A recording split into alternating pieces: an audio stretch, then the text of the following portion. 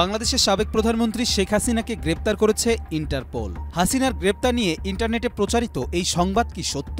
চলুন জানা যাক বিস্তারিত।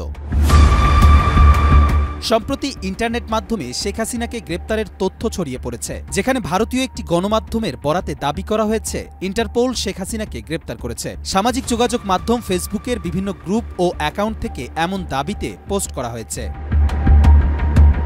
তবে তথ্যের সত্যতা যাচাইকারী প্রতিষ্ঠান রিউমার স্ক্যানার জানিয়েছে 250-টিরও বেশি ডিজাইন অপশন নিয়ে ওয়ালটন স্মার্ট ফ্রিজ, বোঝে আপনার প্রয়োজন। ভারতীয় ওই গণমাধ্যম শেখ হাসিনাকে ইন্টারপোল গ্রেপ্তার করেছে এমন কোনো সংবাদ প্রকাশ করেনি, বরং কোনো ধরনের তথ্য প্রমাণ ছাড়াই সামাজিক যোগাযোগ মাধ্যমে এমন দাবি প্রচার করা হয়েছে। এছাড়া ইন্টারপোল কর্তৃক কাউকে গ্রেফতারের এখতিয়ার নেই। বিষয়টি নিয়ে অনুসন্ধানে জানা যায়, ভারতীয় ওই গণমাধ্যমটির ইংরেজি ও বাংলা সংস্করণের ওয়েবসাইটে এ সংক্রান্ত বিভিন্ন কিওয়ার্ড ও অ্যাডভান্স সার্চ করেও এমন দাবিতে কোনো তথ্য প্রচারের প্রমাণ পাওয়া যায়নি।